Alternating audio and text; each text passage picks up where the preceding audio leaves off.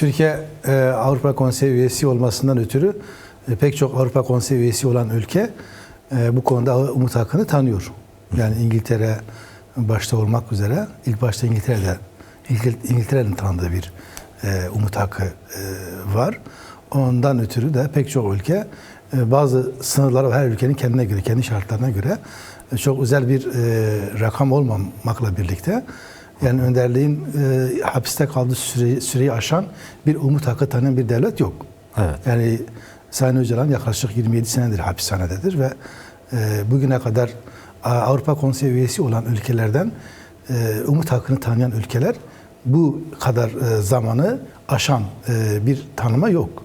Bunun için tabii ki Türkiye'de Avrupa Konseyi üyesi olmasından ötürü genel bir beklenti var ve Türkiye bu hakkı tanıması lazım. Bu tabii daha evvel de gündemimizde vardı, yıllarca konuşulan bir talep. Başvurular var. Evet. Fakat özellikle bu son bir yılda yeni sürecin gündeme girmesiyle tekrardan daha fazla tabii ki gündeme geliyor. Neden? Çünkü bir anlaşmadan bahsediliyor, bazı tartışmalardan bahsediliyor. Ciddi bir süreç yaşandığı hepimiz tarafından malum. Tabii bu gelişmelerden ötürü de bir müzakere sürecinin başlayabilmesi için Sayın Öcalan'ın hapishane koşullarından çıkması lazım. Yani İmralı Adası'nda tutulmasıyla bu meselelerin bütünü müzakere edilmesi mümkün değildir. Onun için genel kamuoyunda, genel kamuoyunun talebi bu bağlamda Sayın Öcalan'ın mutlaka İmralı'dan çıkması ve bir taraf olarak, bir baş müzakereci olarak, bir tarafın baş müzakerecisi olarak bu süreci müzakere edebilecek şartlara sahip olması lazım. Onun için yani elbette ki bu kavramsal olarak umut hakkı hapishanede kalmama umudunu taşıyan bir kavram, ama şu anda benim gördüğüm genel kamuoyunun yaklaşımı o değildir. Genel kamuoyunun yaklaşımı Sayın Öcalan'ın yakın zamanda tez elden hapishaneden çıkması lazım. Böyle yani umut verilsin,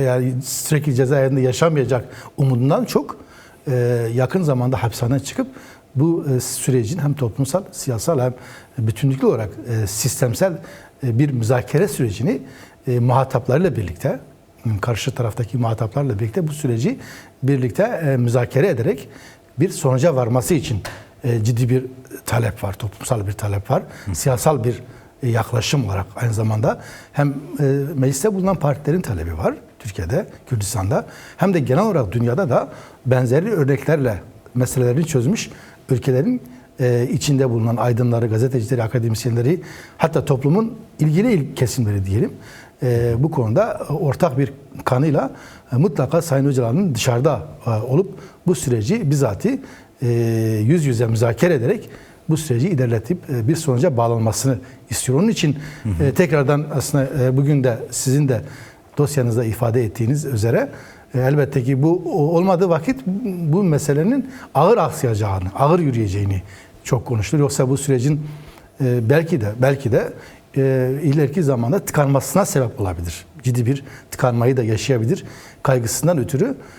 Hem özgürlük meselesi esastır Sayın Öcalan açısından, hem de onun şahsına toplumun yeniden inşa edilmesi, toplumun demokratik bir sistem içerisinde Kürt toplumu, Türkiye toplumu ve diğer toplumlarla birlikte yeni bir sistemde kendi öz kimliğiyle yaşayabilmesinin yegane yolu Sayın Öcalan'ın özgür olma koşullardan geçtiği kanaati çok yaygın biçimde dile getiriliyor. Tabii bu yani Milliyetçi Hareket Partisi'nin Genel Başkanı Bahçeli bu mevzularla ilgili pek çok görüş ifade etti. Evet.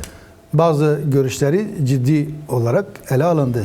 Kürt toplumunda da, Türkiye toplumunda da, hatta belki bu meseleyle ilgi duyan genel olarak kamuoyu Bahçeli'nin yaptığı açıklamaları oldukça ciddiye aldı. Kürt hareketi pek çok konuda Sayın Öcalan'ın da değerlendirmelerinde ciddiye aldığını görebiliyoruz. Aha. Fakat şunu biliyoruz ki Bahçeli pek çok taahhütünü, yani verdiği sözleri yerine getirmediğini görüyoruz biz. Örneğin ilk başta Sayın Öcalan'a gelip mecliste DEM Parti grubunda konuşabilir dedi. Bunda bir sakınca yoktur dedi. Çünkü ben devlet adına konuşuyorum dedi. Yani pek çok sözü öyle anlaşıldı. Ama öyle bir şey olmadı. Tam tersine bir meclis komisyonunun Sayın Öcalan'la görüşebilmesi için bin dereden deyim yerde su getirdiler ki kamuoyunun yoğun baskısından ötürü komisyonun Sayın Öcalan'la görüşme yaptı tabii. Önemli bir gelişme oldu tabii bu konuda. Ama Umut Hakkı ile ilgili yine Sayın Bahçeli bunu beyan etti. Dedi ki yani Sayın Öcalan Umut Hakkı'ndan faydalanmalıdır. Bunu da ön şart olarak Sayın Öcalan dedi eğer PKK'yı feshederse gelip Umut Hakkı'nı onun için tanımalıyız dedi. Ki hukuki anlamda böyle bir şart koşması bile abesleşti galiba. Yani örneğin diyorum şart koştu. Sonuçta bu siyasettir. Elbette ki bir alver şeyleri olur. Bu mümkün anlaşılabilir bir durum. Yani Kürt hareketinden de bazı şartlar öne sürülür. Türkiye Devleti tarafından da bazı şartların öne sürülmesi anlaşılabilir bir durum. Ama dediğin gibi hukuki olmamasına rağmen ifade etti. Buna rağmen biz biliyoruz ki Mayıs ayında Sayın Öcalan PKK kongre yapmasını önerdi ve PKK kendisini feshetti. Silahlı mücadeleyi de stratejik olarak kendi siyasetinden çıkardı. Bu çok büyük bir adımdı. Böyle çok büyük bir yankı yapan bir adımdı ve bu adıma karşı Sayın Öcalan'ın ödüm hakkı eğer Umut Hakkı bu bağlamdaysa bile tanınması lazım. Sayın Bahçeli bu konuda eğer ciddiyse kendisi pek çok kesim onu ciddiye alıyor.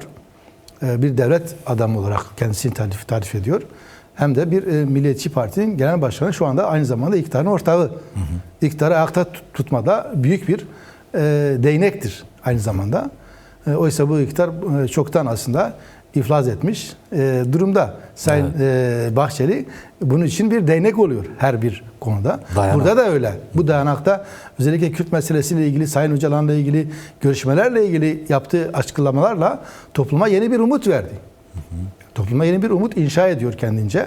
O zaman umudu yerine getirsin. Söylediklerini yerine getirmesi lazım. Yani benim anladığım Kürt toplumunda genel kamuoyunda Bahçeli'nin bu konuda söylediği gibi olmadığı, söylemini uygulamadığı, bazı konularda elbette ki yerine getirdiğini söyleyebiliriz. Hepsini inkar etmek de doğru olmaz. Fakat çoğunlukla devletin resmi politikasını temsil eden bir siyasetçi olarak, bir devlet adamı olarak bu konuda o zaman aslında bir zihniyet değişikliğe kendisine gitmesi lazım. Sadece lafta olmaması için devletin resmi politikasına değişikliğe gitmesi lazım. Benim gördüğüm kadarıyla yani yansıyan tümüyle bilmiyoruz. MHP'nin komisyona sunmuş olduğu raporda resmi devlet politikasının dışına çıkmış bir söz de söz konusu değil. Evet. Bu da problemli bir durum yani. Çünkü Kürt meselesinin ya da Türkiye'deki demokrasi meselesi mevcut resmi devlet politikası, devlet ideolojisiyle çözülmesi mümkün değil. Zaten çözülmüş olsaydı böyle bir isyan çıkmazdı. Böyle bir mücadele yürütülmezdi. Onun için burada da büyük bir handikap var. Benim kanaatime göre gerek özellikle yani MHP'de, AKP'de ve bir sonraki CHP'de bu her üç partide de mevcut zihniyetlerine göre Kürt meselesini bir demokrasi meselesi olarak görmediklerini görüyorum ben. Evet. Bu yaklaşımları özellikle güvenlikçi politikalar bağlamında ele aldıkları için bu meselenin çözümüne gidilmiyor. Benim anladığım o. Onun için bu mesele, yani Kürt meselesi bir güvenlik meselesi olmadığını, bir demokrasi, bir kimlik meselesi olduğunu, bir varoluş meselesi olduğunu bilmeleri lazım. Eğer bunu kavramazsa, bu algılanmazsa, buna göre bir politika değişikliğe gidilmezse bu meselenin kökten çözülebileceğini tahmin etmiyorum ben. Halk Partisi benim kanaatime göre zaten İmralı'ya gidecek olan yani giden heyete üye vermemekle bence büyük bir hata yaptı kanaatime göre. Bu Cumhuriyet Halk Partisi içerisindeki demokrasi savunan demokrat insanların da pek çok yerde dile getirdiklerini görebiliyoruz. Muhtemeldir yani direkt olarak hepsini ölçtüğümüzü söyleyemeyiz ama kendi toplumsal tabanda yani ona oy veren, gönüllü olan CHP'yi destekleyen insanların da çoğunluğunda bu politikanın yanlışlığını ifade ediyorlardır kanaatime göre. Çünkü neden?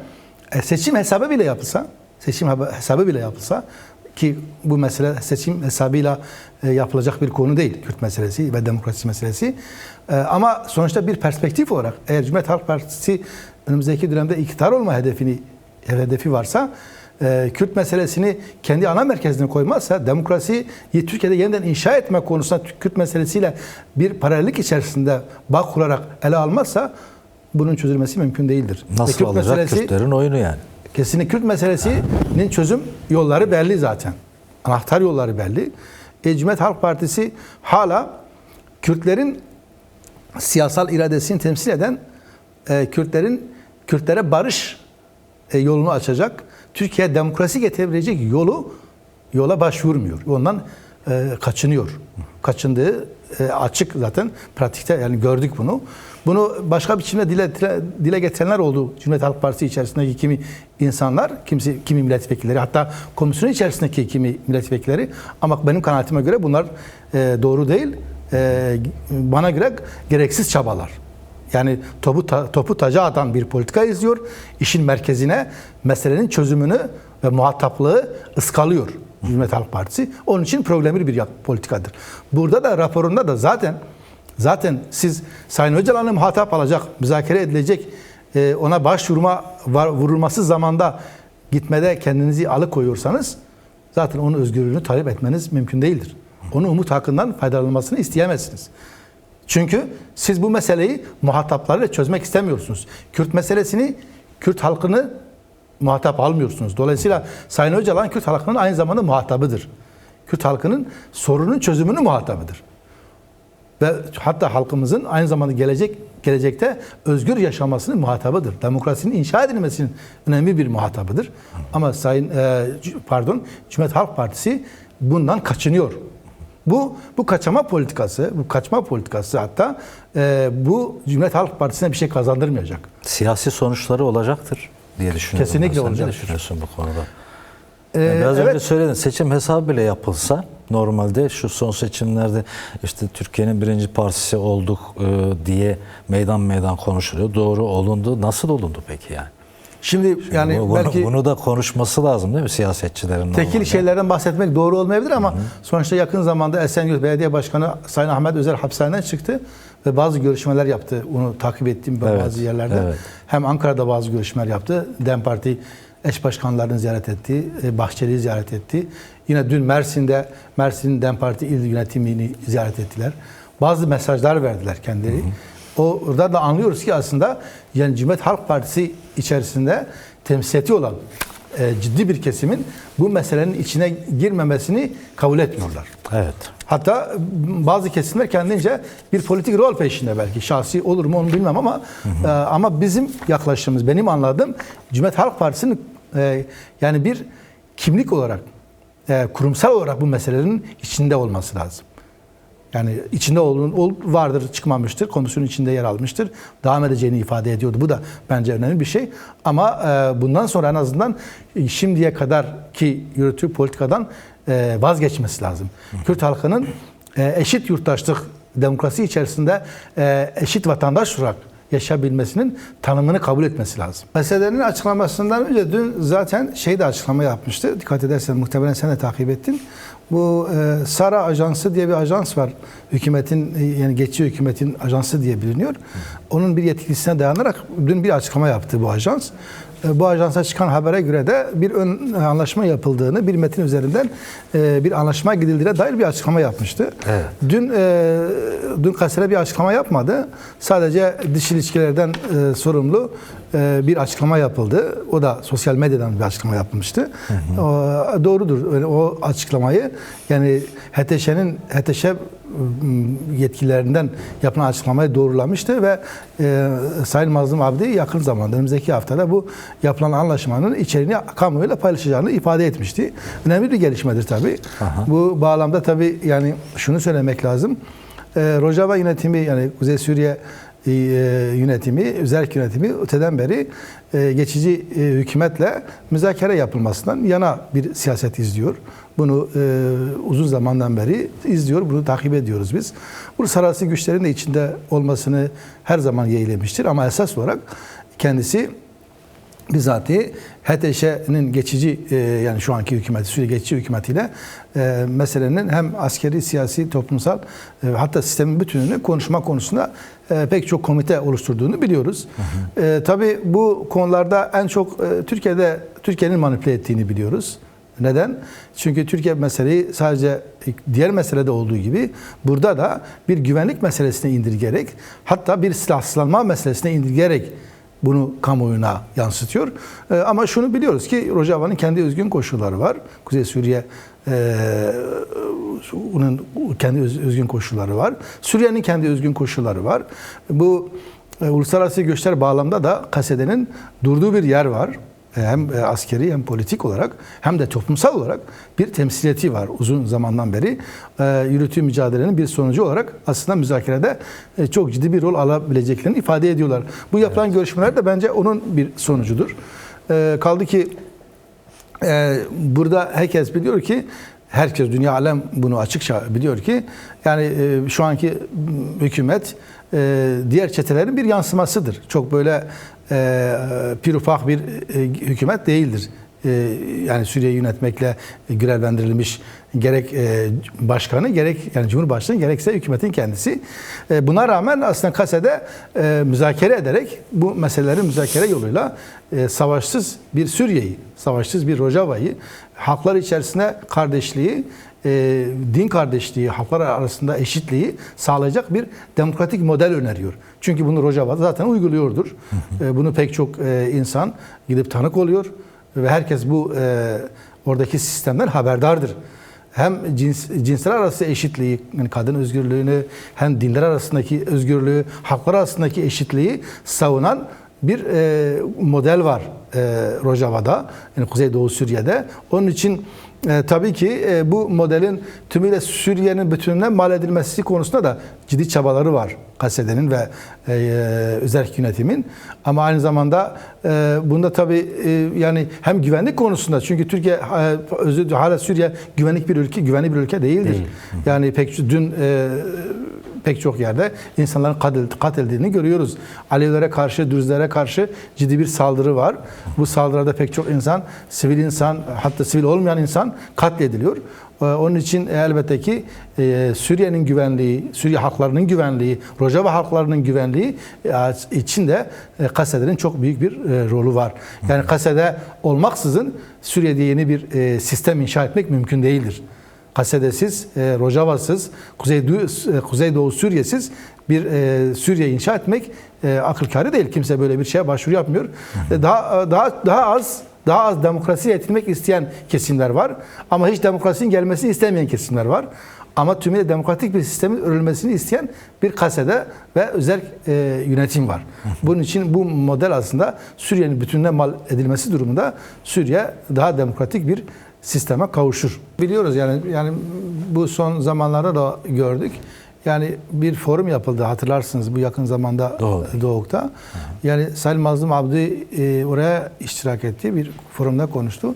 Hem Kürdistan'da hem Orta Doğu'nun bütününde hem dünyada aslında nasıl etkili bir aktör olduğunu görebildik biz. Yani Rojava yönetiminin, Rojava yapısının, Rojava sisteminin, toplumsal sistemin aslında bu meselenin çözümünde kilit rol oynayabileceğini gördük biz. Pek çok konuda dünya basında da yer edindi. Çünkü yani herkes aslında oradaki siyasal gücü, toplumsal gücünün farkında. O zihniyetin bir parça farkında. Yani belki yeterince yansıtamıyoruz, belki mümkün ama şunu biliyoruz ki aslında bir toplumsal meşruiyeti var. Çünkü bunu toplumun eşitliğine dayanarak yürüttüğü bir sistem var, oluşturduğu bir sistem var. Onun için bu aynı zamanda aslında bir örnek oluyor ve bir emsal teşkil ediyor benim kanaatime göre. Onun için Şam için bu bir emsaldır Rojava'daki sistem. Şam, senin sözlerine itirazım yok benim. Şam klasik dinci bir lider yönetiyor şu anda. Klasik bir seküler bir lider de değil zaten. Kaldı ki bir önceki lider sekülerdi. O da Kürtlerin haklarını tanımadı. Diğer hakların tekfirci, cihadist bir zihniyete sahip. Bir önceki de diyelim seküler olmasına rağmen o da aynı değil. Yani başka hakların kimliklerini tanımadı maalesef. İşte sakalsız bazı, sakallı bazı. Bu onun bir devamı. Yani aynen senin tarif ettiğin gibi. Yani bu yani Baas rejimindeki seküler liderin sakallı halidir. Dinci halidir. Non-seküler hali. Bu da halkların kimliğini tanımıyor. Halkların birlikte kardeşçe yaşamasını istemiyor. Bu da tek dine dayalı, tek millete dayalı bir anayasa öngörüyor. burada mesele eğer yani burada anlaşılan o ki benim anladığım demokratik bir sistem örülürse, bir anayasa yazılırsa yeniden güvenlik meselesi konuşulan klasik entegrasyondan bahsetmiyor. Yani diğer güçleri tanıyan, siyasi ve askeri güçleri tanıyan bir anayasa olması lazım ki yani Rojava toplumunu, askeriyesini, siyasal toplumunu, kimliğini, dilini, kültürünü, diğer halkların inançlarını, dilini, kültürünü tanıyan bir çoğulcu ve adami merkezci bir anayasa olursa o zaman bu meselelerin elbette ki asgariye inecekler. Minimize edilme şansı vardır. Ayrıca şu anda sadece Türkiye'de 6-7 milyon Suriyeli göçmen var. Dünyanın pek çok tarafına yayılmış, Orta Doğu'nun pek çok ülkesinde şu anda olan Suriyeli göçmen var. Bu toplumun geri dönmesi için de elbette ki oradaki istikrara ihtiyaç var. Evet. Her ülkede istikrar olursa toplum geri döner, yeni bir enerji olur. O zaman toplumun kendisini inşa etme şansı da olur. Evet. Tek başına sadece üstten bazı anlaşmalarla toplumun yeniden inşa edilmesi mümkün değildir. Çünkü Suriye harabe olmuş. Pek çok kent yerle bir olmuş. Onun için yeniden hayatı örmek için de elbette ki çok ciddi bir anlayışa ihtiyaç vardır. Burada bir anlaşma, uzlaşma, barış ve anlaşma sağlanırsa bu bahsettiğimiz özellikle Ortak bir konsensüste, temel güçler arasında olursa o zaman Suriye'nin yeniden inşa edilmesi mümkündür. Halkların da birlikte refah içerisinde yaşama şansını elde eder. Aksi takdirde bu anlayışla daha fazla Sorun, su alır savaş, diye ifade etmek mümkün.